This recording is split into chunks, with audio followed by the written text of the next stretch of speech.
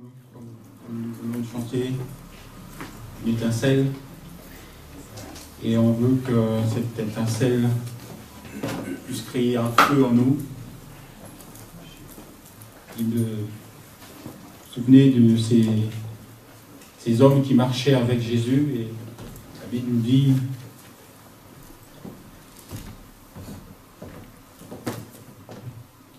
un feu ne brûle-t-il pas en votre cœur?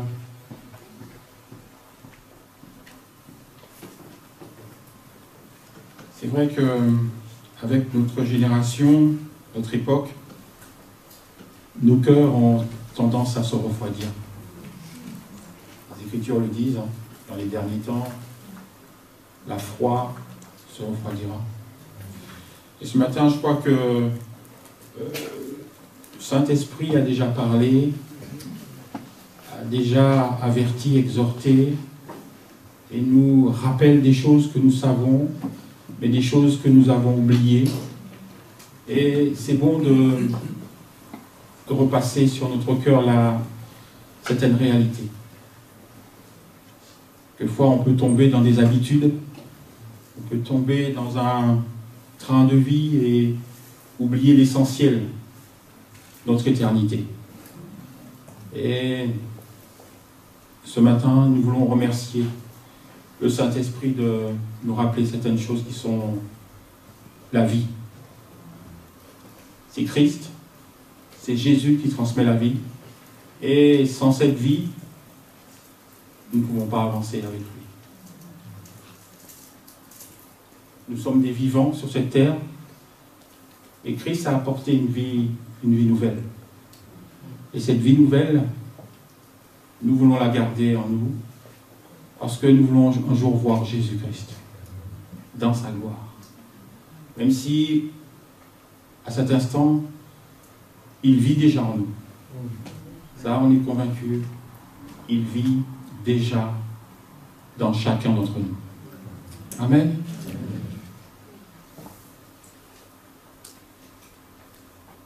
Souvent, nous cherchons notre place dans notre église, dans notre communauté.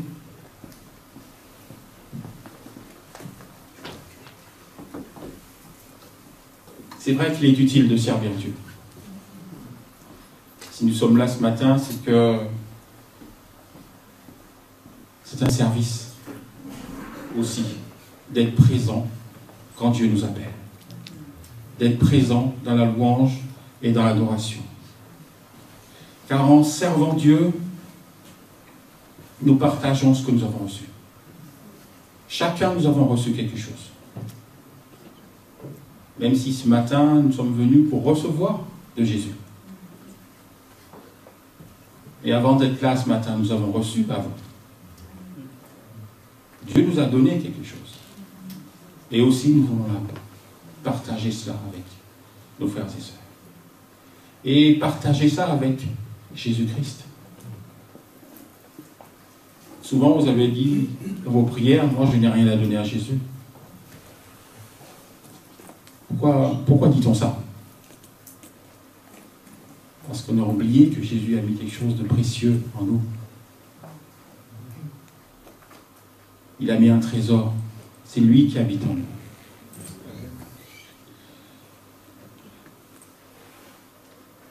Vous savez,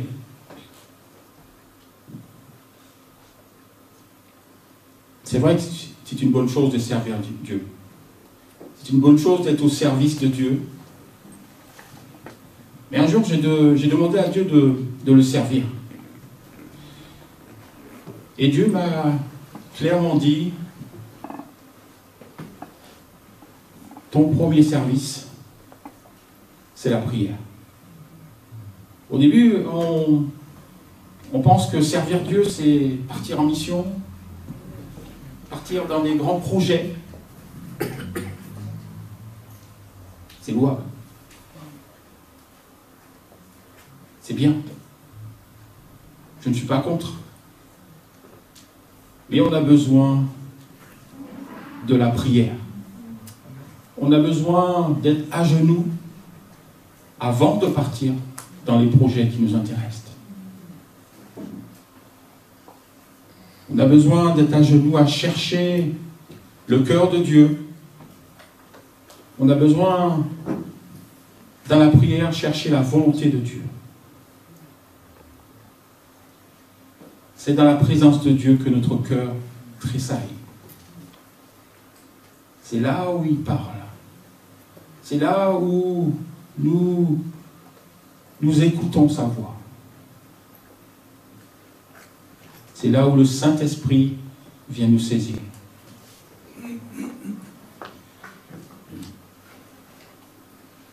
Mon frère, ma sœur, tu as ta place dans la prière. Car la prière, c'est un rendez-vous avec Jésus-Christ. Et mon thème ce matin, c'est notre place. Est-ce que nous sommes là ce matin à la bonne place? Utile à la bonne place. Nous allons voir ce matin dans le déroulement comment on peut être utile à la bonne place et comment Dieu vient nous chercher, comment Dieu vient nous rencontrer. Avec Dieu, nous faisons équipe. Nous faisons équipe et c'est vrai que dans la prière, c'est lui qui nous équipe. C'est lui qui nous forme pour ensuite entrer dans le projet qu'il a prévu pour nous. Amen. Ne partons pas avec un projet plein la tête. Partons avec un projet rempli de Jésus. C'est lui qui mène à la perfection tous nos projets.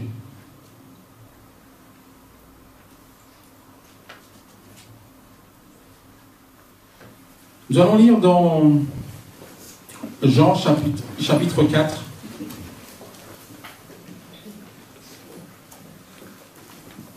C'est une histoire que vous connaissez bien. C'est la femme samaritaine. Et c'est une histoire extraordinaire.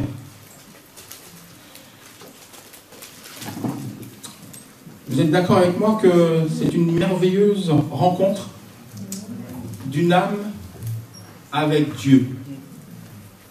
Imaginez-vous, vous êtes au bord du puits et Jésus est là.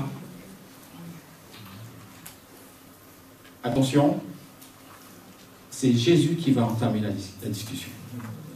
C'est Jésus qui va prendre l'initiative. Vous savez bien que sur la croix, c'est lui qui a fait le premier pas. C'est Christ qui a fait le premier pas. Ce n'est pas nous. C'est lui qui est venu nous chercher. Qui parmi vous, un jour, se lever le matin et dit « Je veux me convertir ».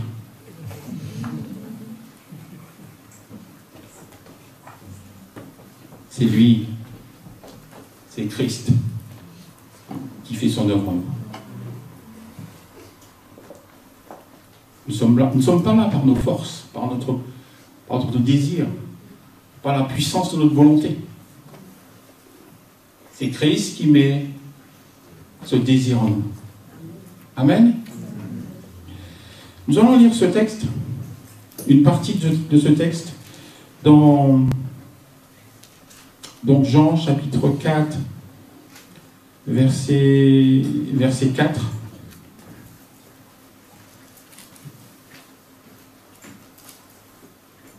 Il dit, comme il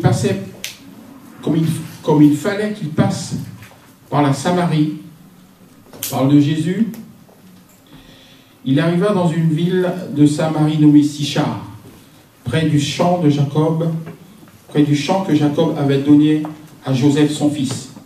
Là se trouvait le puits de Jacob. Jésus, fatigué du voyage, était assis au bord du puits. C'était environ la 6e heure. une femme de Samarie vint puiser de l'eau. Jésus lui dit, « Donne-moi à boire. » Car ses disciples étaient allés à la ville pour acheter des vivres. La femme samaritaine lui dit, « Comment toi, qui es juif, me demandes-tu à boire, à moi qui suis une femme samaritaine ?» Les Juifs, en effet, n'ont pas de relation avec les Samaritains. Jésus lui répondit, « Si tu connaissais le don de Dieu, et qui est celui qui te dit, donne-moi à boire, tu lui aurais toi-même demandé à boire, et il t'aurait donné de l'eau vive. » Seigneur, lui dit la femme, tu n'as rien pour puiser, et le puits est profond. D'où aurais-tu donc cette eau vive? Es-tu plus grand que notre père Jacob, qui nous a donné ce puits, et qui en a bu lui-même, ainsi que ses fils et ses troupeaux? Jésus lui répondit, quiconque boit de cette eau aura encore soif. Mais celui qui boira de l'eau que je lui donnerai n'aura jamais soif, et l'eau que je lui donnerai deviendra en lui une source d'eau qui jaillira jusque dans la vie éternelle.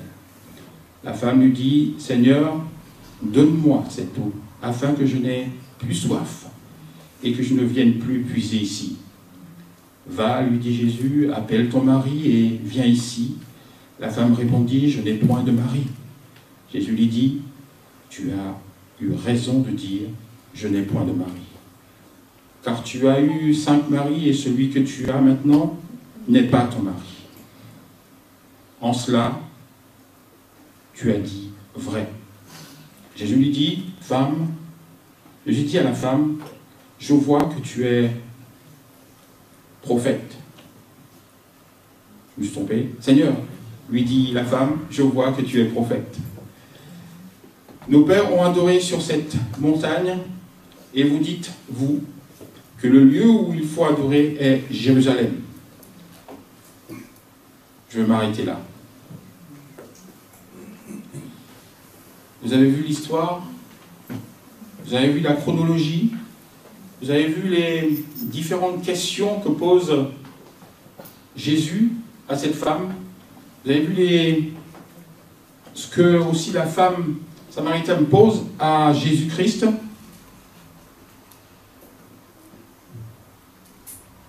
Jésus a pris l'initiative dans cet entretien.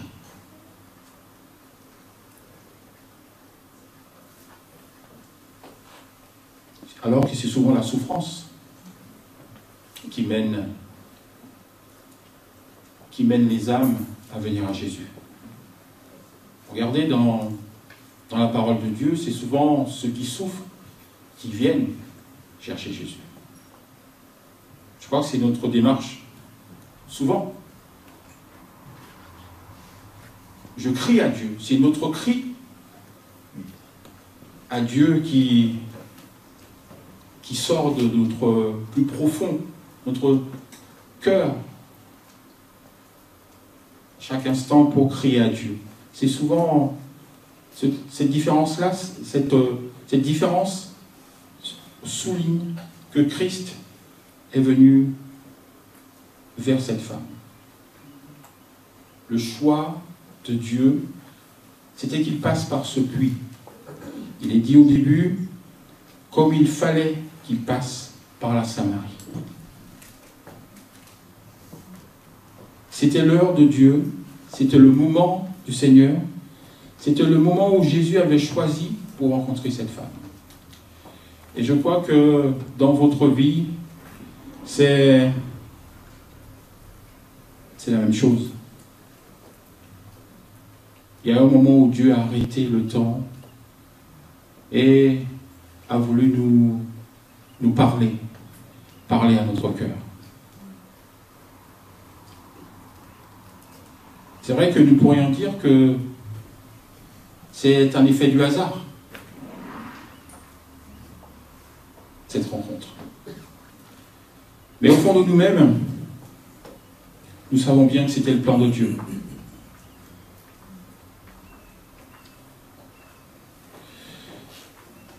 Deuxième petit point, Jésus l'invite à appeler son mari.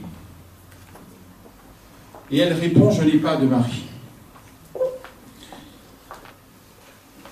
On souligne bien qu'elle n'a pas cherché à cacher son péché.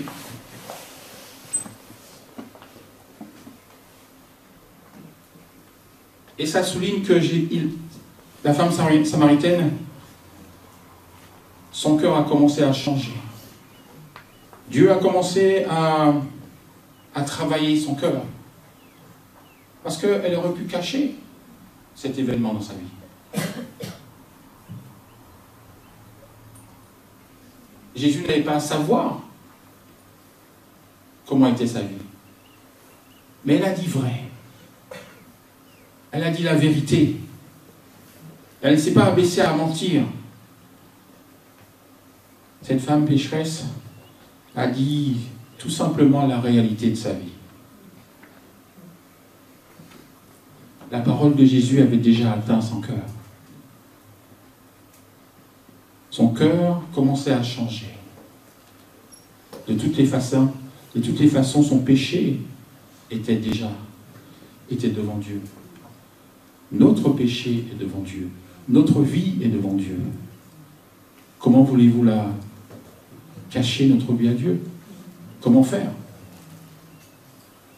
Comment faire pour cacher notre vie à Dieu?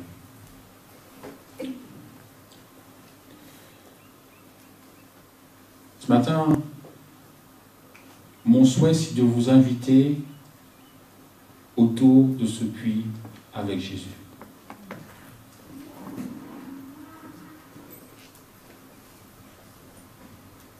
Je veux que vous vous imaginiez avec Jésus autour de ce puits. C'est pas une rencontre fortuite. C'est une rencontre qui change la vie. C'est une rencontre qui bouleverse la vie. Vous me direz, j'ai déjà rencontré Jésus, je sais qui il est. Tous les jours, vous rencontrez Jésus. Tous les jours. Ce matin, vous l'avez rencontré encore. Vous pouvez me dire, je connais Jésus. Mais chaque jour, il a quelque chose de nouveau à vous apporter. Chaque jour, il a un renouvellement à vous donner. Chaque jour, il a cette eau vive. Vous devez venir vous abreuver à cette eau. Il vous invite à venir vous abreuver. Parce que vous savez très bien que le cœur de l'homme se dessèche. Si nous sommes loin de cette eau, notre cœur se dessèche. Nous avons toujours besoin de revenir à genoux auprès de Jésus. Aller chercher la présence de Jésus. Toujours ce combat, nous devons le mener.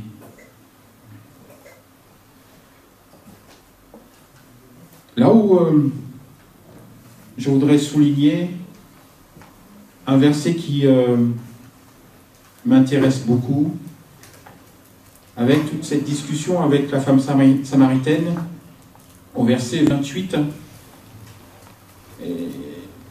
la femme samaritaine a été touchée, son cœur a changé, elle a découvert Jésus. Alors le verset 28 nous dit, alors la femme ayant laissé la cruche, s'en alla dans la ville et dit aux gens, venez voir un homme qui m'a dit tout ce que j'ai fait. Venez voir.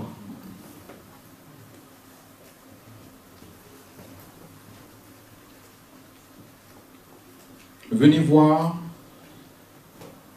Venez et voyez un homme qui m'a dit tout ce que j'ai fait. C'est extraordinaire, cette invitation que lance cette dame, que lance cette femme. Et après que son cœur ait changé, voilà comment Christ se révèle à elle. Et c'est mon invitation ce matin. Venez, venez, voyez un homme qui a changé ma vie.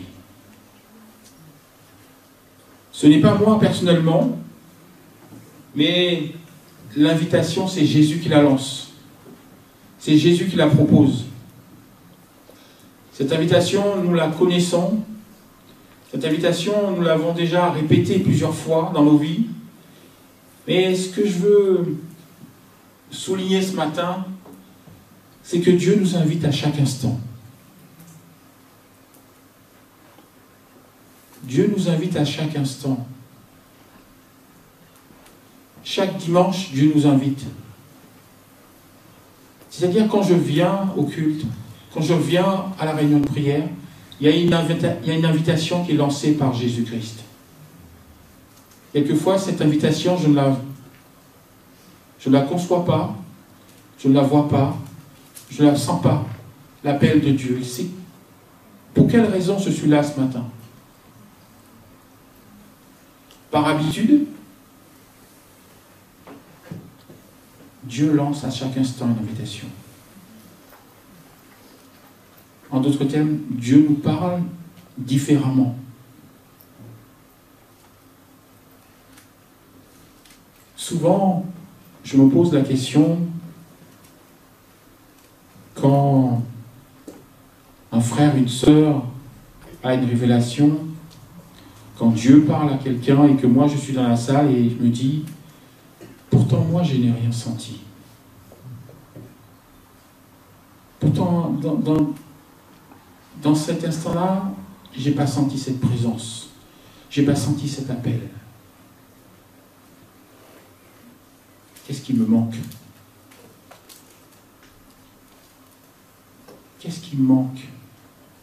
Est-ce que je suis spectateur de l'instant? Est-ce que je suis spectateur de ce moment de prière? Est-ce que je suis spectateur de ce culte?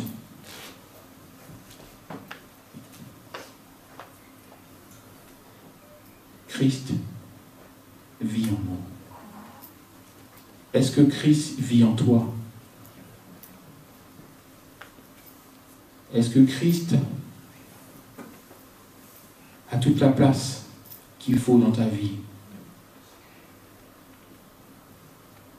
pour que les paroles de Dieu, ces paroles puissent résonner en toi? Quelquefois, les paroles de Dieu ne résonnent plus en nous. Elles ne font plus d'effet.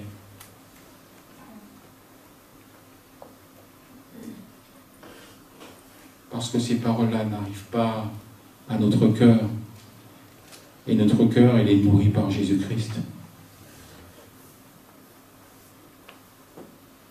Venez, dit cette femme, venez et voyez un homme qui m'a dit tout ce que je fais. Mes frères et sœurs, nous avons besoin de rencontrer Jésus. Nous avons besoin de rencontrer la personne de Jésus. Et cette rencontre, elle est constante dans nos vies.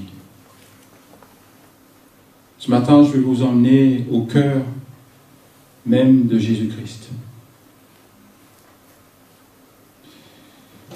Je vais vous emmener à écouter le cœur de Dieu.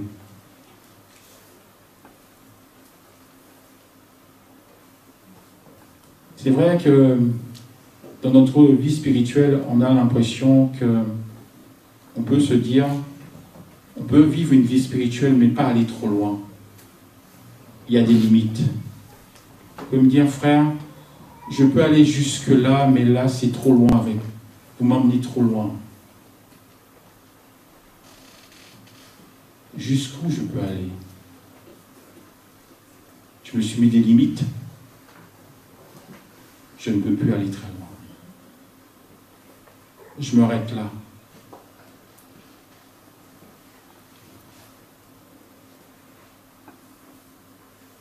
C'est quoi notre prière à ce moment-là, dans cette attitude? Nous avons besoin d'une double dose du Saint-Esprit.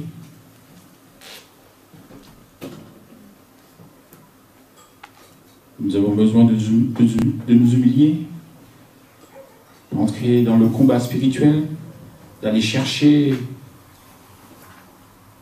la délivrance. Nous avons besoin de crier à Dieu, lui demander son secours.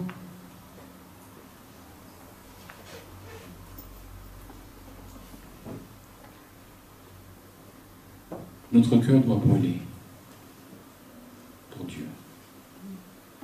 Parce que Christ, c'est Christ qui met le feu en notre cœur.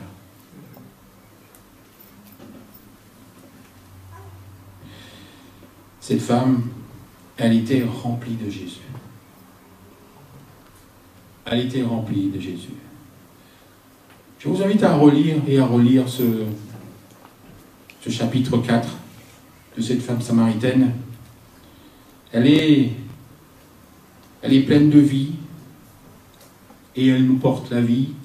Elle nous fait découvrir nous-mêmes, notre rencontre avec Jésus. Et elle nous fait découvrir le Jésus qui est en nous. Et comment Jésus, elle vit en nous. Partage nos soucis, partage nos souffrances, partage nos peines.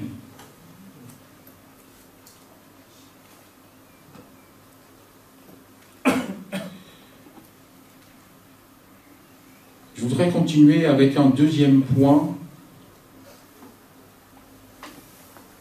parce que nous avons vu l'attitude de cette femme. Pour résumer, c'est une attitude positive. Cette femme, elle n'a pas refusé Jésus. Elle n'a pas refusé ses paroles. Son cœur a été incliné. Elle a accepté avec joie. La preuve, elle a été racontée à tout le monde ce que Jésus avait fait pour elle.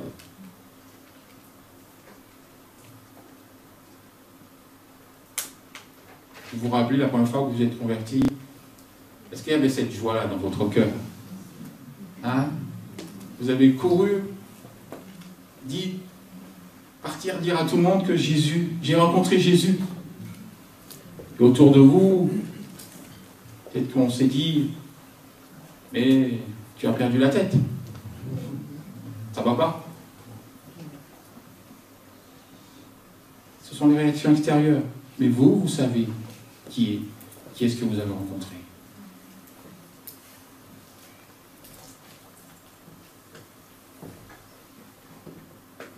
Je voudrais prendre une seconde partie. Nous allons parler de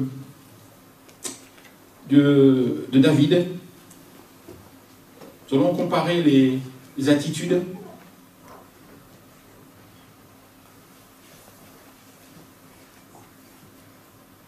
Nous allons lire dans 2 Samuel 11, versets 1 à 2.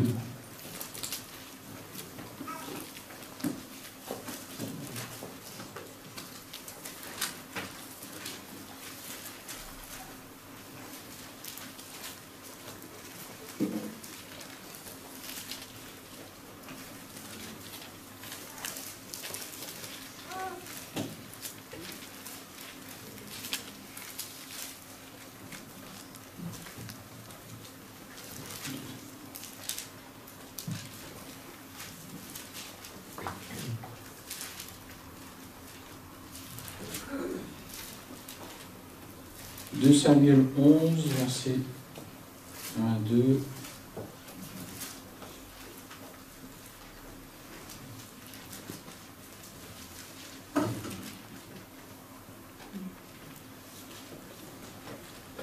On parle là de David. Un moment où David a eu un moment d'égarement. C'est l'adultère avec Bathsheba. Et nous allons surtout nous attarder sur son attitude.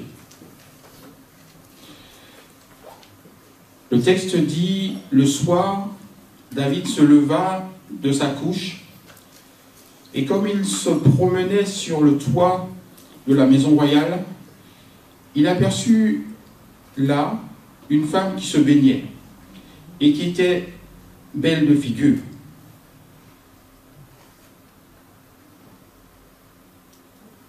On va s'arrêter là. On va s'arrêter là et on va se poser la question. On va revenir un peu en arrière et on va se poser la question. On va lire un verset qui est au-dessus.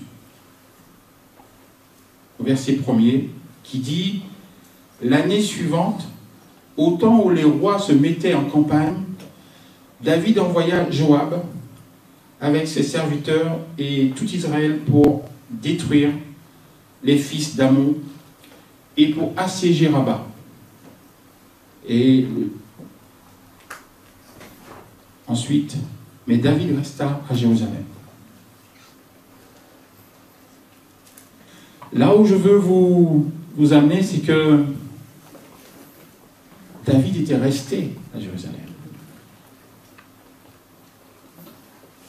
Le peuple d'Israël était en campagne et la place de David était au combat.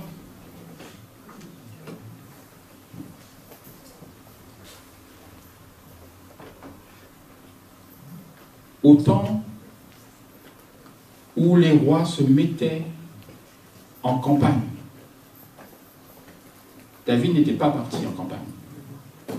David n'était pas parti en guerre.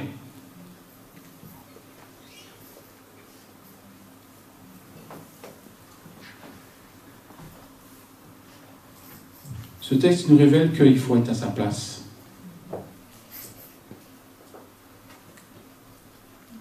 Et si on n'est pas à sa place, l'ennemi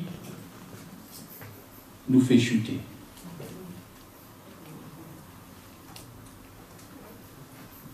David devait être avec ses généraux sur le terrain de guerre.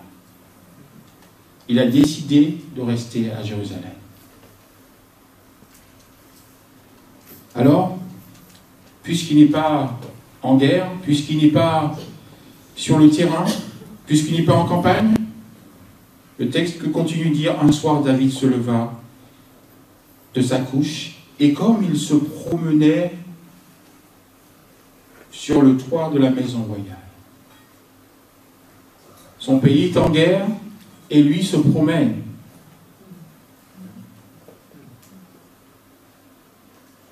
On pourrait comparer notre vie chrétienne en nous sommes en guerre, nous sommes en temps de prière, nous sommes dans un combat spirituel, mais moi je me promène. J'ai d'autres occupations. David, sa position, sa place, c'était d'être sur le champ de bataille.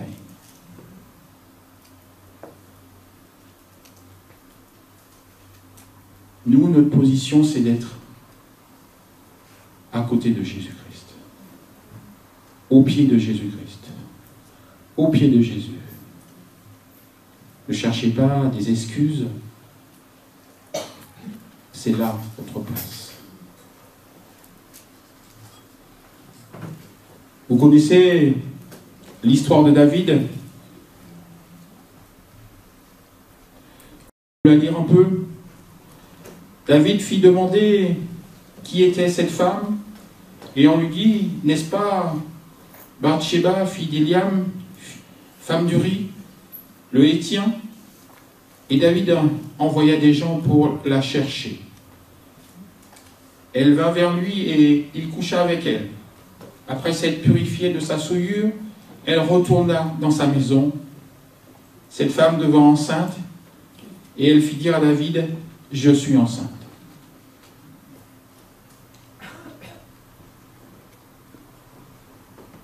Est-ce que David était à la bonne place?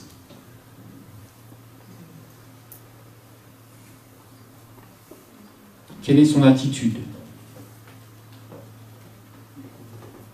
Vous savez bien que c'était un homme selon le cœur de Dieu.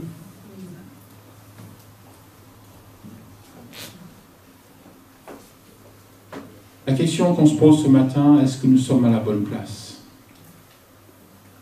À chaque fois que nous sommes dans un moment de faiblesse,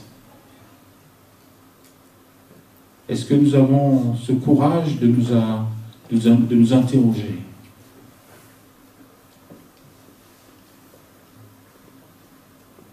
On peut se dire, comment la vie d'un homme comme ça a pu tomber? Comment est-ce possible? Il n'était pas à sa place. C'était pas la place que Dieu avait choisie pour toi. Normalement, il devait être sur le champ de bataille. Il devait être au combat avec son armée. On pourrait le comparer avec la femme samaritaine. Cette femme qui allait puiser de l'eau. Elle avait choisi son heure. Elle avait ses habitudes. Est-ce qu'elle avait prévu que Jésus passerait par là?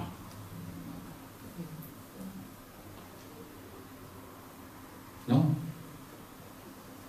C'était le plan arrêté par Dieu. Sa place à cette femme, à cet instant, c'était Jésus, c'était au puits. Et là, Jésus la rencontre au puits. Et là, Jésus transforme sa vie.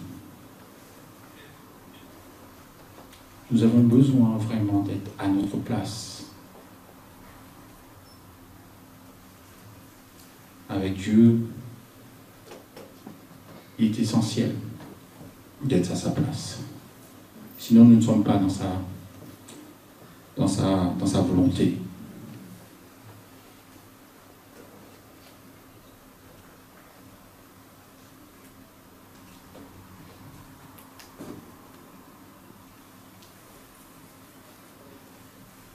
Vous êtes d'accord avec moi que la parole de Dieu traverse nos vies? Si nous sommes ici, c'est que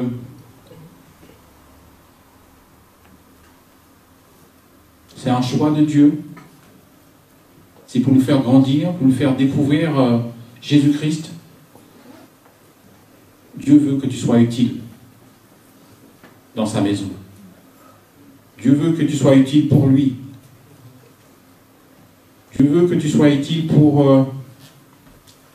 dans ta famille, dans ton travail, dans l'évangélisation. Dieu veut que tu sois utile dans ton église, en accueillant, par exemple. Et nous arrivons. Être bienveillant.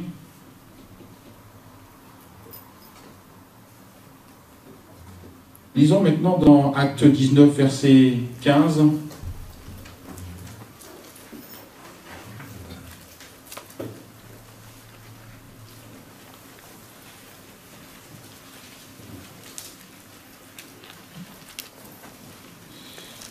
Acte 9, verset 15.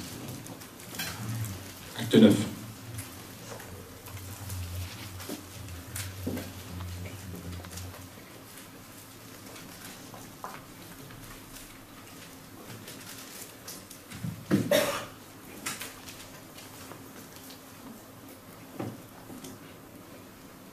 Mais le Seigneur lui dit, va, car cet homme est un instrument que j'ai choisi pour porter mon nom devant les nations, devant les rois et devant les fils d'Israël.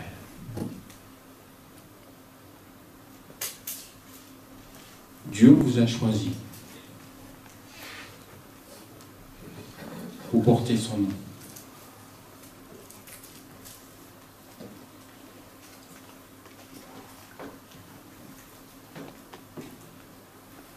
Dieu vous a choisi parce qu'il a gravé son nom dans votre cœur.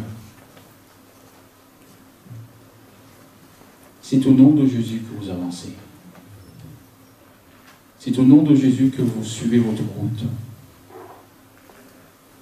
C'est au nom de Jésus que vous découvrez votre vie spirituelle.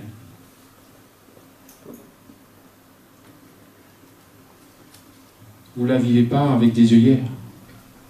Chaque jour, Jésus vous fait découvrir une vie nouvelle.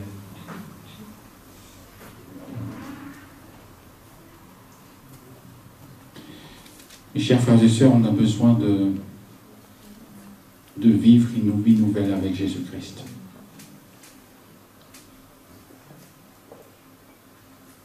Parce que nous marchons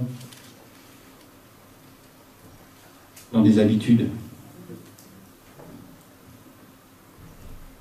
Nous marchons dans les habitudes et nous nous égarons.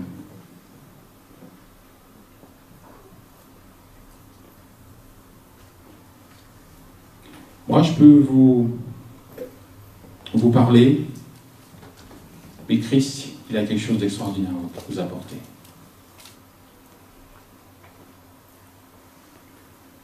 Christ, il a quelque chose d'extraordinaire.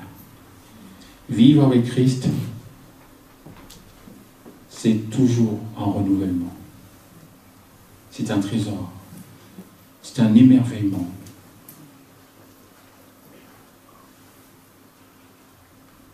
Je voudrais vous laisser cette prière sur le cœur, c'est que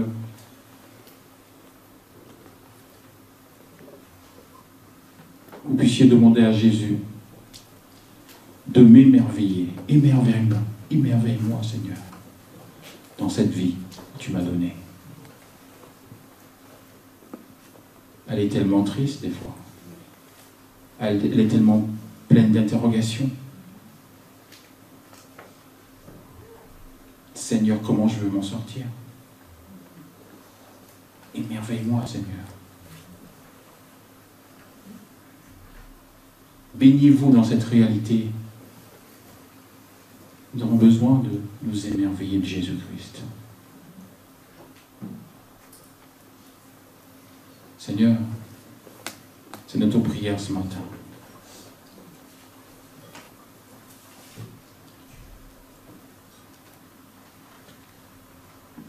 Nous disions tout à l'heure que David était un homme selon le cœur de Dieu. C'est vrai qu'il a chuté, qu'il est tombé. La Bible nous dit que dans Genèse 4, verset 7, que le péché se couche à la porte et ses désirs se portent vers toi, mais toi domine sur lui. Ce verset, nous le connaissons par cœur. C'est un verset extrêmement difficile. C'est un verset qui nous dérange. C'est un verset qui nous pousse à nous poser des questions, à nous positionner dans nos vies. Et c'est un verset qui nous montre aussi notre fragilité. Et c'est un verset qui nous demande à être vigilants à chaque instant de notre vie.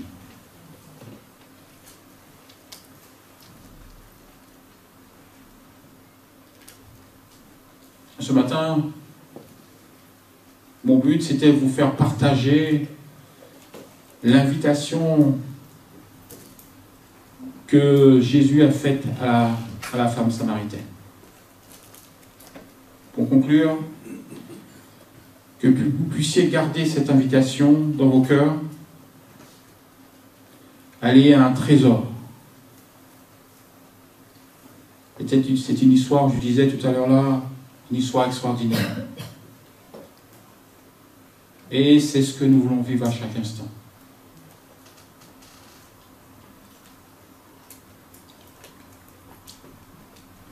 Ce que nous voulons retenir, c'est que Dieu décide des temps et des moments de notre vie. C'est lui qui décide. Nous pouvons imaginer, nous pouvons faire des choix, mais c'est lui qui décide pour nous. C'est lui qui dispose, c'est lui qui incline nos cœurs.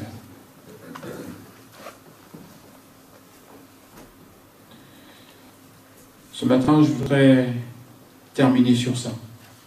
Et je voudrais qu'on puisse prier quelques instants. Je vous invite à vous lever.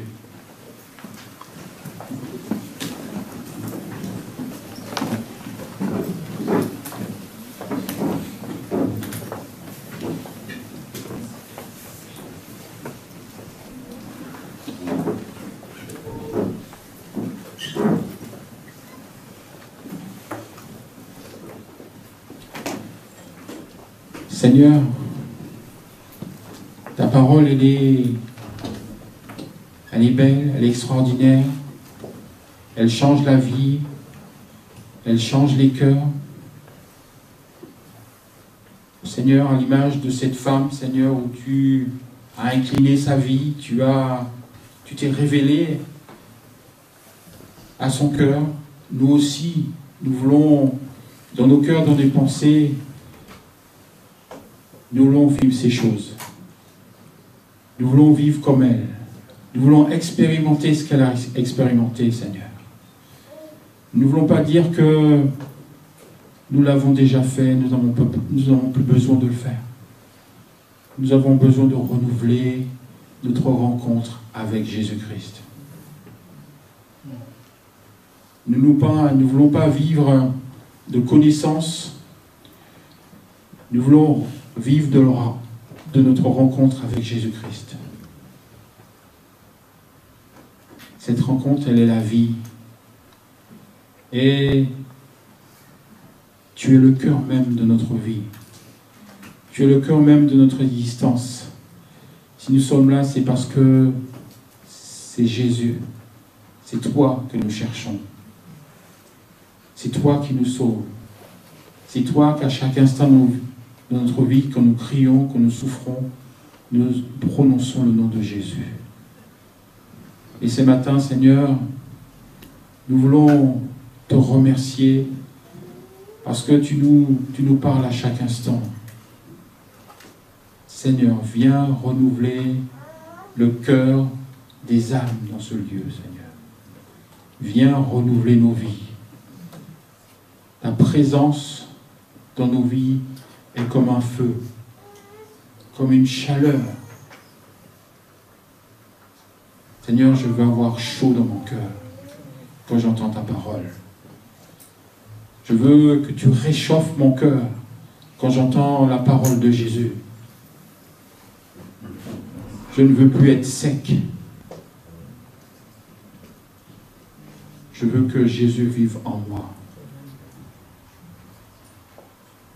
On a parlé ce matin du retour de Jésus. Mais si je suis sec, mes frères et sœurs, si je suis sec,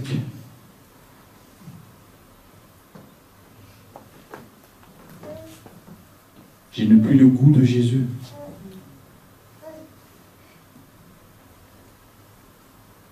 Seigneur, Seigneur Jésus, viens faire ta demeure en moi. Demeure en ma vie. Demeure en mon cœur. C'est là l'essentiel de notre vie chrétienne.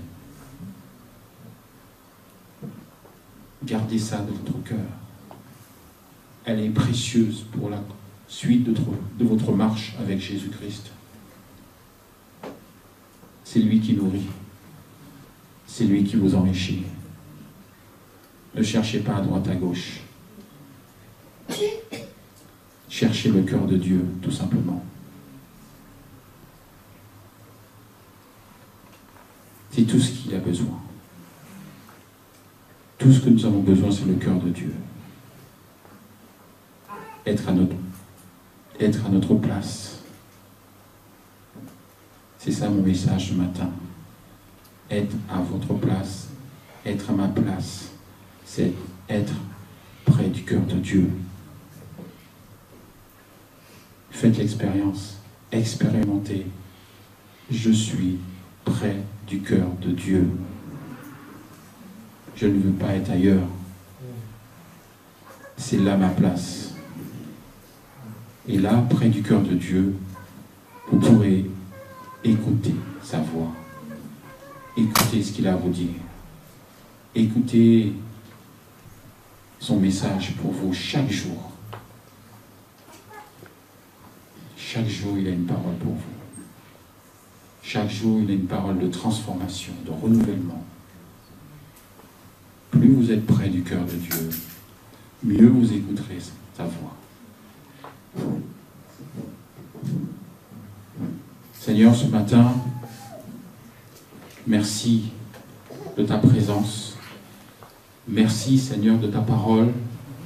Merci parce que ton esprit parle d'une manière ou d'une autre. Merci parce que nous aimons être en ta présence, nous aimons être avertis, nous aimons que tu changes nos vies, tu nous bouscules. Nous aimons, Seigneur, que ta parole vienne percuter nos cœurs. Seigneur, éveille-nous, Seigneur. Ne nous laisse pas endormis, Seigneur, parce que nous ne voulons pas louper ton retour. Nous voulons partir avec toi. Seigneur, nous voulons rester dans ta main. Nous ne voulons pas lâcher ta main. Nous ne voulons pas lâcher ta parole. Nous ne voulons pas lâcher la prière, la lecture de ta parole, nous plonger dans la lecture de ta parole, Seigneur. Nous voulons demeurer, comme dit les textes, demeurer en Christ. Demeurer dans la prière. Et une prière abondante. Une lecture de la parole abondante. Nous voulons être riches. Nous voulons être riches de toi, Seigneur. C'est ce que nous voulons. Amen. Que le Seigneur soit béni. Alléluia.